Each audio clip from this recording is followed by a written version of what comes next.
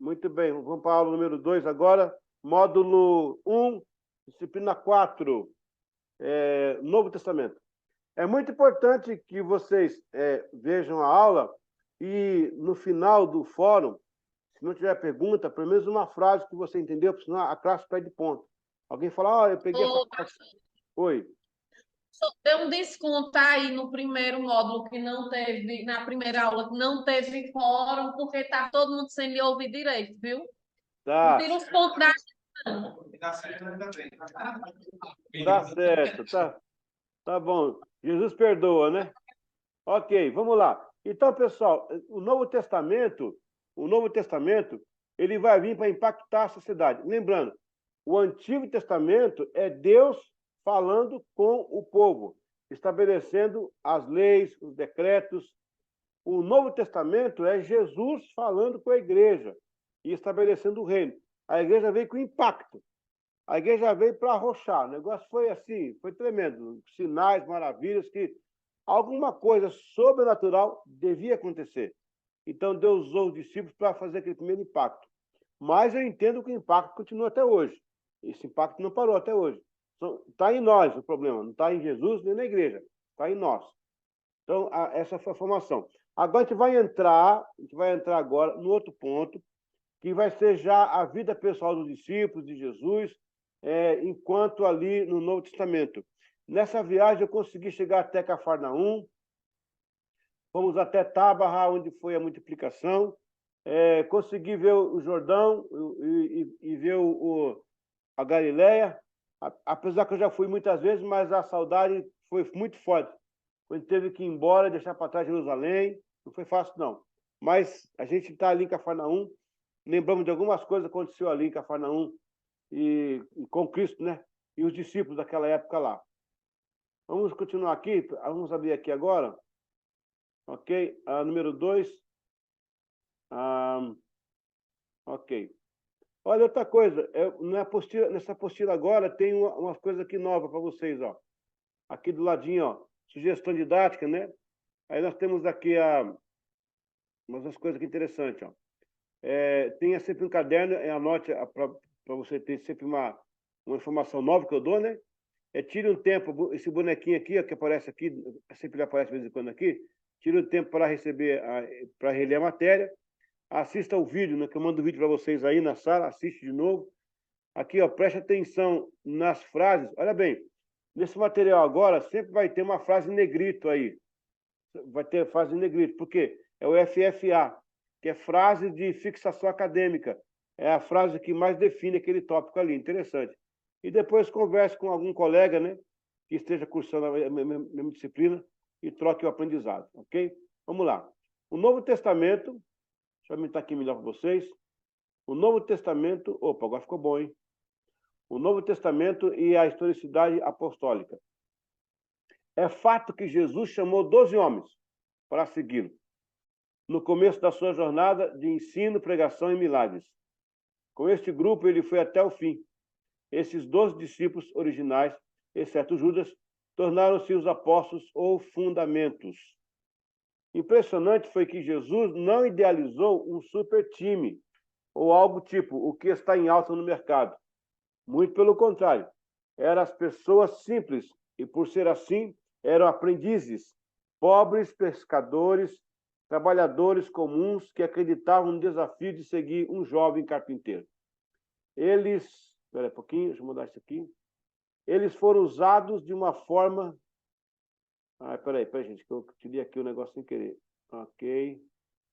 Deixa eu ver, peraí um pouquinho.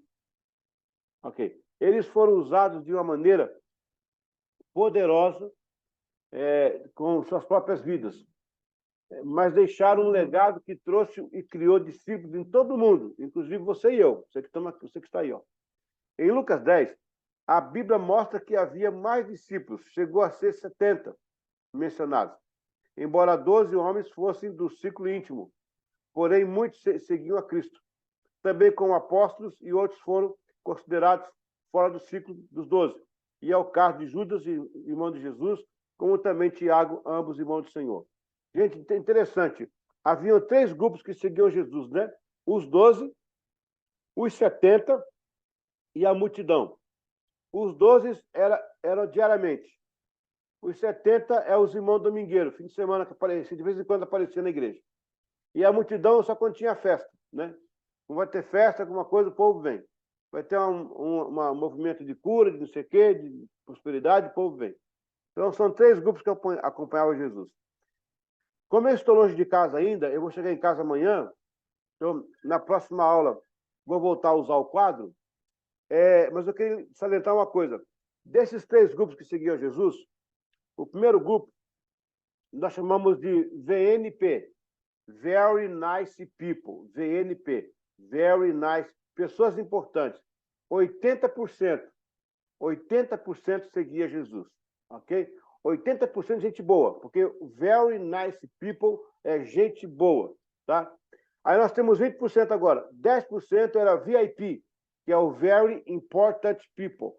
É pessoas importantes, eram 10%, que são os apóstolos que andavam com ele. E tinha o VDP, Very Dry People, pessoas que sugam, pessoas sugadoras. Esse fica aí em 10%. Desses 10%, subdivide em 2 grupos. 5% é benigno e 5% é maligno. Agora eu vou explicar. Very nice people. Quem é o very nice people? 80% são os 70 e a multidão que seguia Jesus. Se olha assim, só tem gente boa. Só gente boa. Very nice people. 10% aí, ó, tem 80 com 100, com mais 10, 90%. 10% eram os discípulos. O VIP, que é o Very Important People. Não sei se você já foi no aeroporto, tem a sala VIP. É isso aí, ó. VIP, Very Important People. Esse pessoal é 10%. São os 10% que dão valor para o ministério. Quer ver uma coisa? Quanto valia o jarro que aquela mulher quebrou? O jarro de alabastro.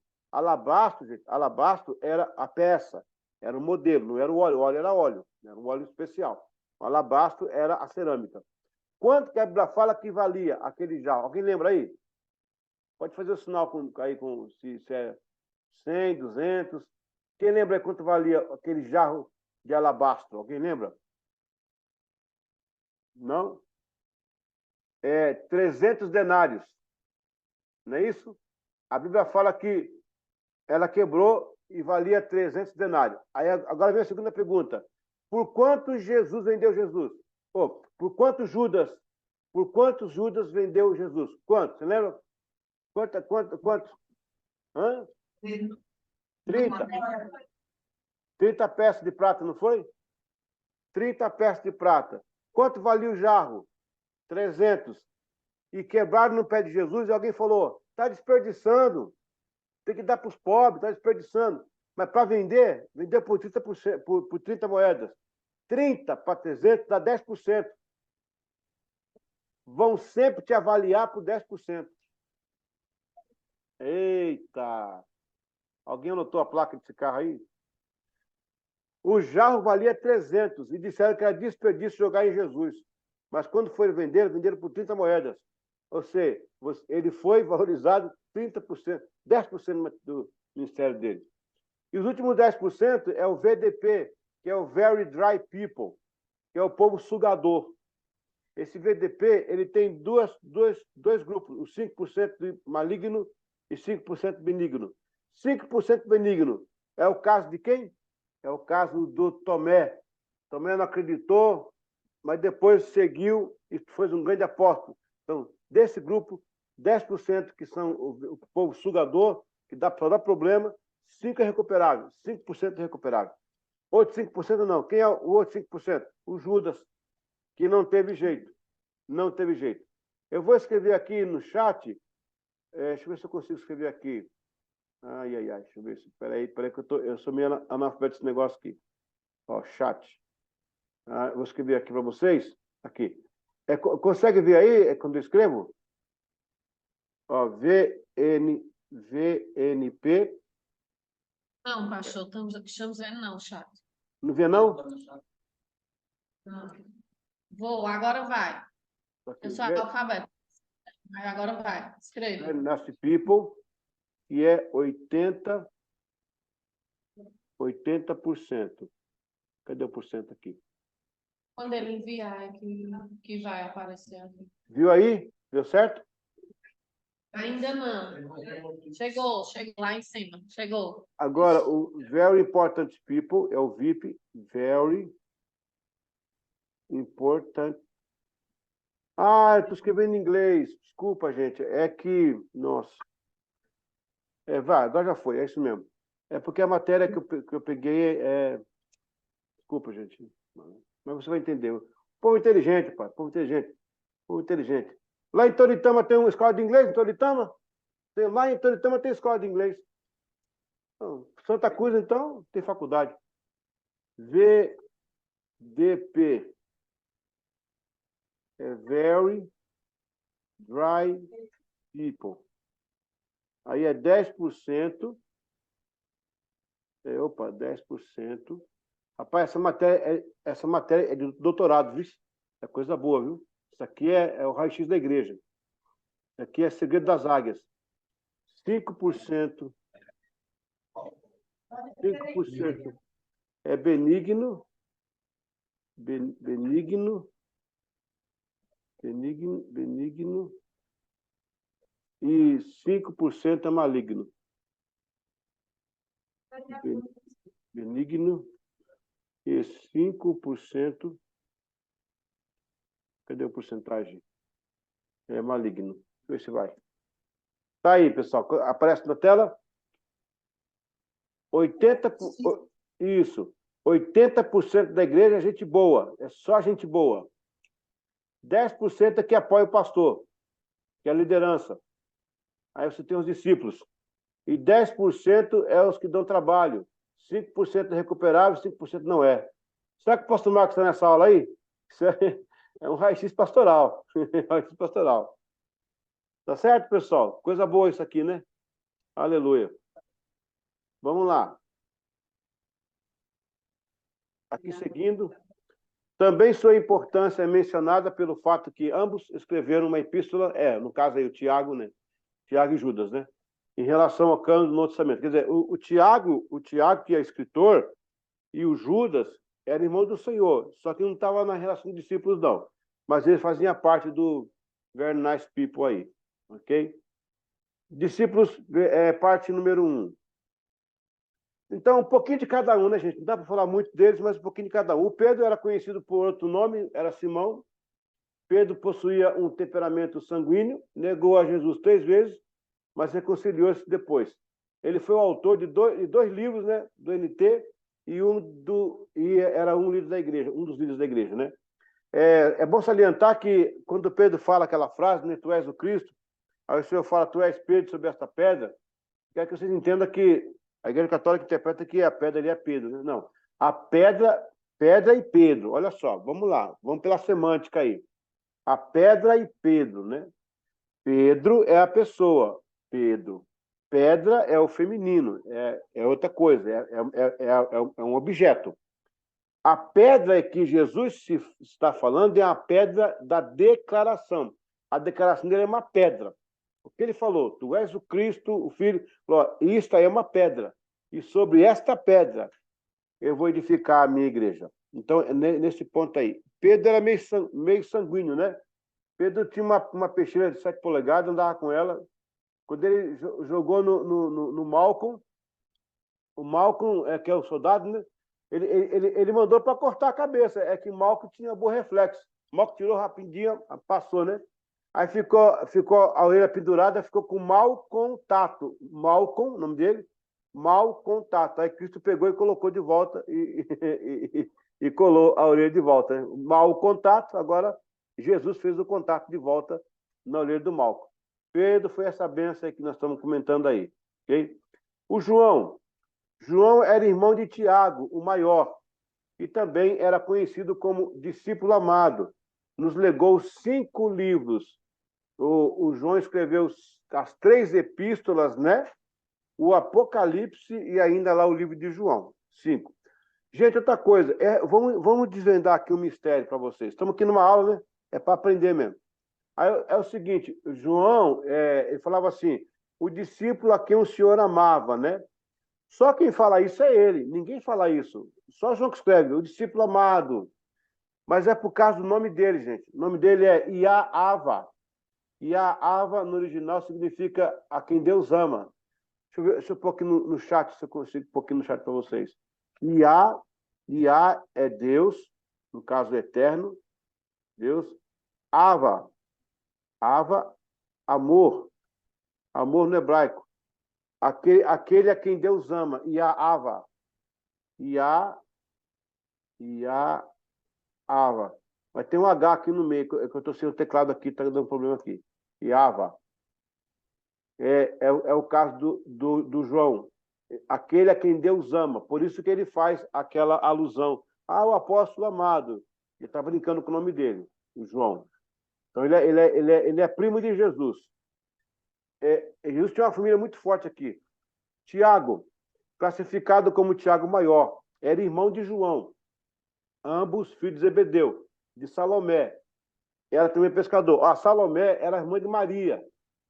Rapaz, a família de Jesus era tipo o Nordeste, né? Nosso costume aí, né? Muita gente próxima casando, assim, muita gente próxima, né? Então, Jesus, assim, olha, é tudo ali junto. Tiago maior, né? E João. Tem o Tiago menor, é outro Tiago, que é primo dele também. E tem o Tiago, que é o apóstolo. A gente vai explicar daqui a pouco isso. Então, o Tiago, classificado como Tiago maior, né? É irmão de João e ambos filhos de Zebedeu. Tiago e João. André, irmão de Pedro, ali, ó. Ambos eram pescadores, era discípulo de João Batista, antes de Jesus. E lá em João capítulo 1, né? Ele pega Pedro pela mão, pelo braço, e falou: achamos o Messias. Tinha o Filipe, ele era galileu, de Betsaida. Lembra que a palavra Betsaida significa casa do peixe? Bet, casa, saída do peixe. A mesma cidade de Pedro e André apresentou Jesus para Natanael. Bartolomeu é Natanael também. Esse seria o seu nome próprio. Bartolomeu significa filho de Tomai. Porque o Bar, gente, o Bar, né? Bar é filho de. Bar-Rabás, filho do Rabás. Bartolomeu, filho de Tomeu. Ok? Se fosse o tempo de hoje, o nome de Jesus seria Gesiel Bar Marcos. Geninho Bar Marcos, né? Filho do Marcos. Aí, por isso que usa esse Bar Rabás. Interessante, né? Continuar aqui. Aí nós temos aí o Tomé. Foi o discípulo que duvidou da ressurreição de Jesus, mas converteu-se a seguir e creu. Foi missionário proeminente na igreja primitiva. Gente, um detalhe aqui. Lá em Israel, existe o grupo messiânico, né? Que é o grupo de judeus que creem em Jesus.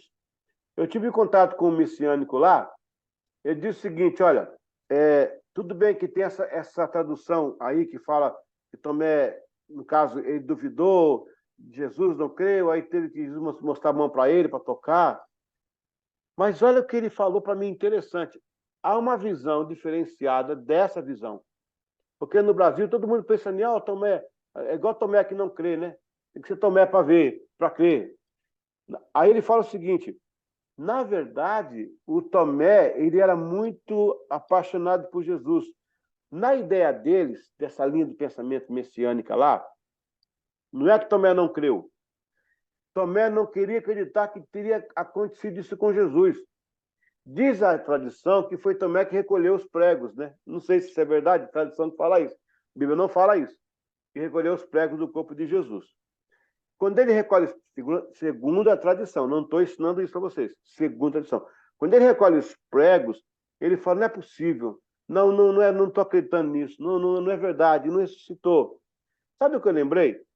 Numa dessas caravanas que eu fui, agora foi a 20ª, teve uma caravana, acho que foi a 6ª caravana, e uma irmã e um irmão tiveram que voltar no mesmo dia, no meio da caravana, porque o filho dele bateu a moto e morreu aqui no Brasil. Quando o filho bateu a moto e morreu, ligaram para nós, eu era o pastor da turma, eu tinha que dar a notícia, né? E eu fui dar a notícia da melhor forma possível que eu possa dar. A irmã não queria acreditar, ela falou, não, eu falei com ele ontem de manhã, não é possível, não é meu filho não, é outra pessoa. não é meu filho. Gente, eles pegaram avião para o Brasil sem acreditar que o filho tinha morrido. Só veio acreditar que o filho morreu na hora que chegou no Brasil, lá no Paraná, e viu a criança morta. É o que eu estou tentando te falar. Ah, fulano morreu. Não acredito, não acredito. Quem já passou por isso aí alguma vez? Você fala uma coisa, a pessoa fala, não acredito nisso, não é possível. Não é. É outra pessoa. Então, é nesse sentido que eles dizem que Tomé não creu. No sentido de dizer assim, meu Deus, não é possível, não creio, não, ele está vivo. Não, Jesus, que citou os mortos, não creio. É isso que eles falam. Então, a gente tem que ouvir os dois lados aí. Então, e se você for pregar sobre isso, você apenas diz que um grupo pensa assim. É interessante. Eu achei uma informação interessante. Mateus era influente na sociedade. Lidava com o comércio, também era chamado de Levi, era o publicano. Cobrava impostos antes de ser chamado por Jesus, né? Escreveu obra importante, a biografia de Jesus para os judeus, apresentando-o como Messias. Publicano seria um homem público, pois cuidava de cobrar impostos das pessoas. Um ponto aqui sobre Mateus, gente. Mateus Levi. O Mateus e o Levi é a mesma pessoa. É porque Mateus era o nome mais grego e Levi o nome mais hebraico. Ele devia ser chamado pelos dois nomes. Há algumas tradições que dizem que o pai era grego, a mãe era judia, não se sabe. Agora, interessante, o Mateus, tanto quanto o Paulo, era culto. Ele falava hebraico, ele falava latim, ele falava grego. Porque ele trabalhava onde? Na alfândega.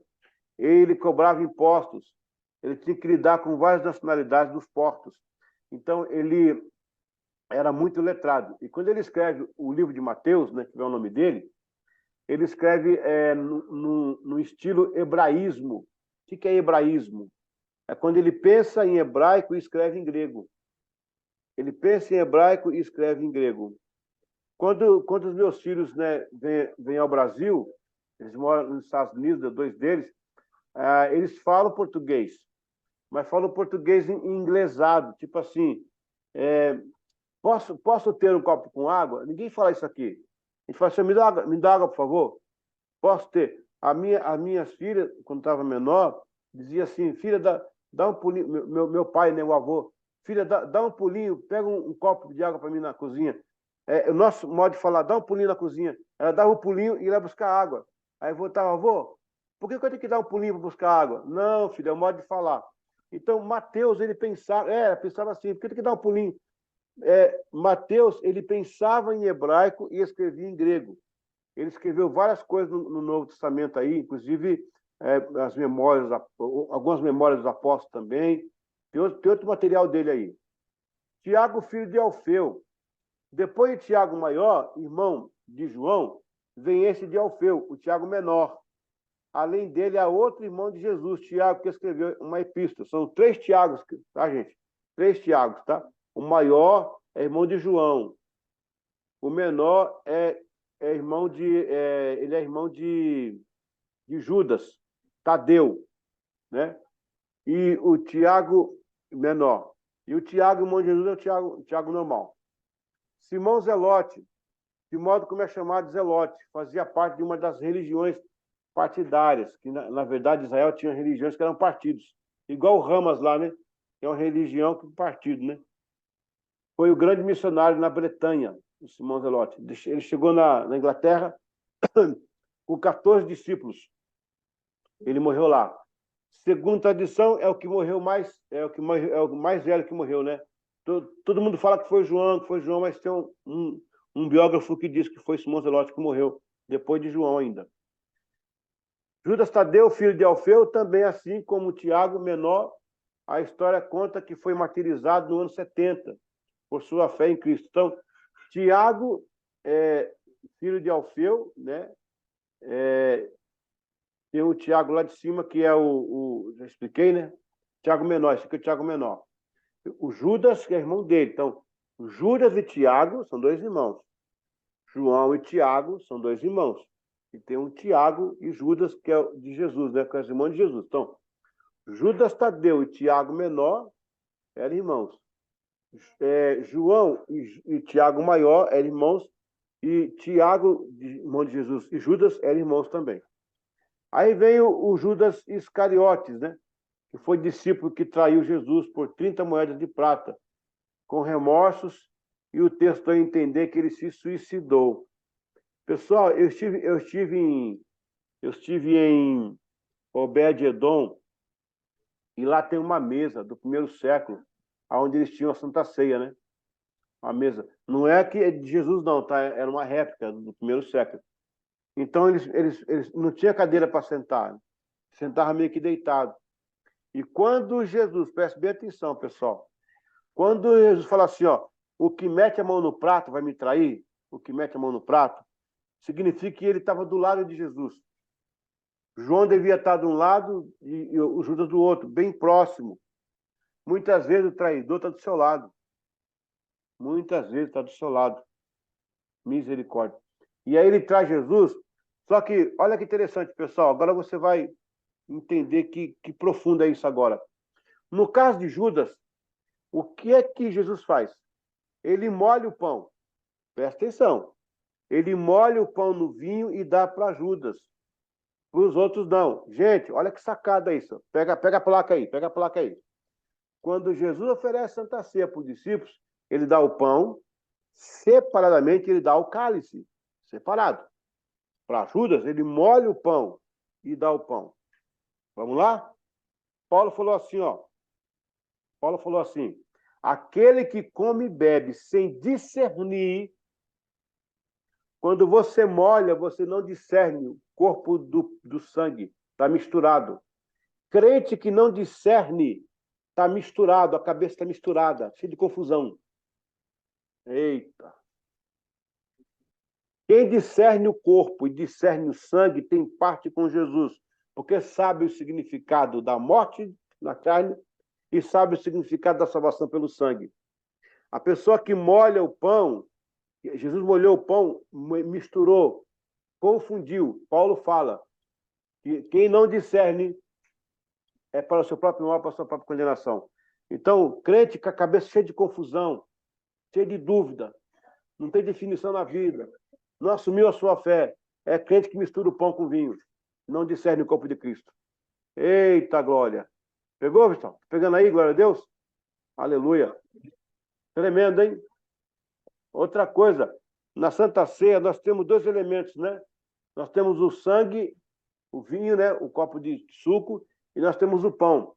Vamos lá, então. O pão, quanto mais novo, melhor, não é? Porque o pão, para o outro dia, o pão ficava duro. Inclusive o pão da ceia, que é o pão sem fermento. Então, o pão, quanto mais novo, é melhor. E o vinho é o contrário. Quanto mais velho, o vinho é melhor. Então, a ceia é lugar para gente nova e para gente velha. É para todo mundo. Glória a Deus. Vamos cear. Aleluia. Glória a Deus. Vamos lá. Vamos terminando aqui. As diferenças entre discípulo e apóstolo. Presta atenção que isso vai cair na prova, hein? Já estou avisando. Hein? Diferença entre discípulos e apóstolos. Note a... Oi? Alguém falou? Não, pastor, é porque quando fala em prova, todo mundo se empolga. Ah, eu estou avisando, vai cair na prova. A diferença entre discípulo e apóstolo. Note a ênfase dada aos apóstolos. Está bem nítido no texto de Mateus 10. Chamando seus 12 discípulos, deu-lhes autoridade para expulsar espíritos imundos e curar todas as doenças e enfermidades. Estes são os nomes dos 12 apóstolos. Olha aí. Chamando os 12 discípulos, ensinou a eles a ter autoridade. Uma vez que ensinou, agora ele envia. Esses são os nomes dos 12 apóstolos. Aí fala aí a relação dos nomes, né? Trazendo para uma compreensão básica, o apóstolo recebe o poder de fazer, enquanto que o discípulo tem o dever de aprender. Presta atenção. Olha essa frase, olha o FFA aí, ó. Frase de fixação acadêmica. Em uma definição bastante simples, o discípulo é um aprendiz e o apóstolo é um enviado. Jesus preparou, ensinou e treinou seus 12 discípulos. Depois da sua morte e ressurreição, ele os enviou ao mundo para testemunhar dele. As palavras de discípulos e apóstolos foram usadas pelo próprio Jesus para designar primeiro aqueles que estavam sendo ensinados e treinados, e depois aqueles, os mesmos que estavam sendo enviados para pregar com autoridade. O termo apóstolo significa mensageiro, enviado ou embaixador, como também fundamento. Este é o termo técnico usado para os primeiros discípulos de Jesus, designados para fundar a igreja no princípio do cristianismo. Esses foram testemunhas oculares de Cristo ressurreto, sendo enviados pessoalmente por Jesus. No sentido mais geral, os apóstolos são os discípulos enviados a pregar o evangelho do Senhor. Peraí que eu escorreguei aqui, se queria a tecla. Amém. Muito bem. Vamos entender isso aí. O discípulo é o aprendiz. O apóstolo é o fundamento. Está pegando aí? Você percebeu que Jesus tinha vários parentes discípulos? Olha só. Tinha 4 primos. 4 primos. A Salomé e a outra Maria Cleófas, a mulher de Cleófas, né? Eram tudo parentes. Eu vou explicar depois com calma isso aí. Mas só no meio de discípulos, Jesus já tinha lá uns 4 primos, de quebra, 4 primos. Fora João Batista, que era primo também, e fora depois Judas e Tiago, que era irmão dele. Todo mundo aqui envolvido, né? Dentro do trabalho. Então, nós vimos que Jesus chama os discípulos e envia apóstolos. Olha que interessante isso. Ele chama discípulo e envia apóstolo. O apóstolo não pode ir até que o discípulo seja completo. Por isso que a palavra, a letra L no hebraico é o número 30, que é a maioridade, que significa o discípulo pronto. L, no alfabeto hebraico, cada letra tem um significado, um número. O L é de discípulo pronto. Discípulo pronto. O L é 30. Quando é que José assumiu o governo do Egito? Com 30 anos. Com quantos anos Cristo foi assumir seu ministério? Com 30 anos. Na mentalidade hebraica, os 30 anos era a maioridade e a pessoa estava pronta para começar o trabalho. Por isso que o nome de Israel começa com Israel. E o Y é o começo do nome de Deus. Deus inicia o projeto da sua vida. E a última letra é o L, que significa ensino ou discípulo, pronto. Então Deus começa o trabalho e encerra para você começar uma nova fase da sua vida. Eita glória! É muita coisa boa aí, né? Glória a Deus. Tá pegando? Eu falei muita coisa aí interessante para vocês. Bom, vamos abrir agora para alguma pergunta, ou se você quiser colocar alguma frase que você achou, algum ponto que você achou. Olha, essa aula tem muita informação, hein? Essa aula tem muita informação que eu dei para vocês aí. Brincadeira, hein? A parte da ceia, a parte do Very Nice People lá, da família de Jesus, a parte dos apóstolos, discípulos. Então, tem muita coisa aí. Se você quiser colocar para nós alguma coisa que você aprendeu ou uma pergunta, está aberto aí. Glória a Deus. Não, se quiser vir cá dentro, fala comigo. Hã? Vai vir? O Diácono Juca vai fazer, pastor, uma Bora. pergunta.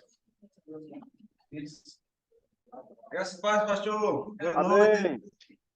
Oi. Glória a Deus.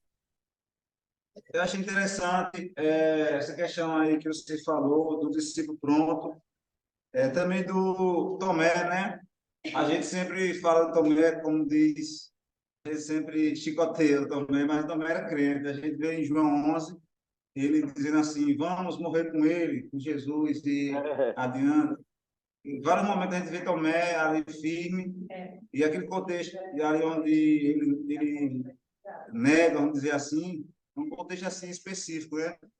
É total que ali é revelada a divindade de Jesus, né? Quando ele diz, Senhor, meu Deus, e a gente vê o quanto Tomé foi um bênção, e a história diz que ele terminou seu ministério convicto e morreu por Jesus, não é verdade? Ele foi discípulo, ele foi pastor na Índia também, né? Tomé foi pastor na Índia. E eu achei, Diácono Juca, essa informação messiânica é interessante. Tipo assim, não acredito, não é possível, não acredito, não creio, não morreu não. Morreu não, o bichinho não morreu não, pô, eu gosto tanto dele. O rapaz é demais. Ele levantava os mortos, não pode ter morrido não pode, isso não acontecendo, isso não está acontecendo. É o que eles pensam lá, né? A gente vai ficar com uma das duas interpretações. O importante é que ele ficou firme e depois seguiu o seu ministério, né? Isso aqui é muito importante. Glória a Deus. Beleza? Amém? Ok. Tem comentário no grupo, pastor. Tá no grupo? Bora lá? Tá. Deixa eu ver aqui. Já está aqui, ó. Sobre a ceia. Por que só pode tomar quem é batizado? Isso é bíblico? É muito interessante o que o Senhor falou em relação à mistura do pão e do vinho. São duas pessoas aqui. A Débora está perguntando. Ô, Débora, é interessante, Débora, esse ponto aí. Gente, vocês estão sentados aí, não? Estão, né? Eu estou vendo aqui. Jesus deu ceia para quem não era salvo ainda. Para um pouquinho e pensa. Só depois que ele morre na cruz é que o povo ia ser salvo. Ninguém foi salvo ainda. Ninguém tem sido salvo. E ele deu ceia para quem não era salvo. Complicou, não complicou? Presta atenção. Presta atenção. Se Jesus não morresse na cruz, ninguém seria salvo. Quando ele morre na cruz, ele salva. E aí? Ele deu ceia para quem não era salvo. Olha, a questão não quer dizer que é bíblico ou não. O que nós podemos interpretar aí? Ele deu ceia para 12, os 12 que andavam com ele. Então vamos colocar a seguinte forma: como a igreja ainda não era estabelecida, tipo o batismo, a membresia que veio depois, mas isso está revelado no compromisso deles com Jesus. Aí eu pergunto: quem anda com Jesus não está perto dele? Não é um discípulo amado? Não está junto com ele, em comunhão? Então, estar em comunhão é ser membro da minha igreja. Como a igreja ainda estava sendo fundada ainda em Atos, valeu pela experiência de estarem juntos ali. Com relação aqui, ó, sobre a ceia, porque só batizado pode tomar a ceia, isso é bíblico. Então, na verdade, os discípulos eram batizados e tomaram essa ceia. Eles não eram salvos ainda, porque Cristo morreu na cruz, mas eles tinham consciência do pecado deles. Eles tinham consciência do pecado deles, eles foram batizados. A Bíblia fala do batismo, o próprio Cristo foi batizado, né? E depois eles foram batizados lá, durante a caminhada, eles batizavam as pessoas também, então eles eram batizados. Hoje em dia, a igreja tem isso como um dogma, né? Para que a pessoa tenha compromisso ali na ceia, daquele batismo, estar ali com ele. Mas, então, preste bem atenção que ele deu ceia para 12. Ou seja, o que eu posso pensar? Ele não poderia ter dado ceia para 70, mais gente, mas por que os 12? Ele está dizendo, é para quem tem compromisso comigo, quem realmente é membro da igreja, quem está conectado. Aí eu pergunto a você, gente, quando Jesus deu ceia ali, os discípulos tinham ou não tinham amigos lá fora? Amigos deles. Muitos amigos, até que eram crentes também. E vocês acham que esses amigos não ficaram preocupados assim? O que está rolando? A ceia é só para os 12.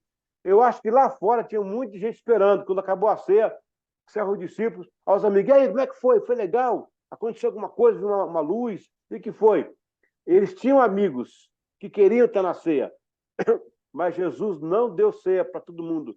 Deu só para os 12, que era compromissado. Lá na frente, ele vai aparecer no caminho de Emaús, com os 2 discípulos, né? E na Emaús, ele também vai comer uma ceia, só que ele só dá o pão, ele não dá o vinho. Pode ver que ele partiu o pão, igual na ceia, mas não deu o vinho. Por que ele só comeu o pão e não deu o vinho? Porque o vinho é só em Jerusalém. A Santa Ceia completa é com membros da igreja, é com a igreja reunida, todo mundo ali junto. E aí vem a Santa Ceia completa. Então, na verdade, eles eram batizados sim, só não eram salvos ainda.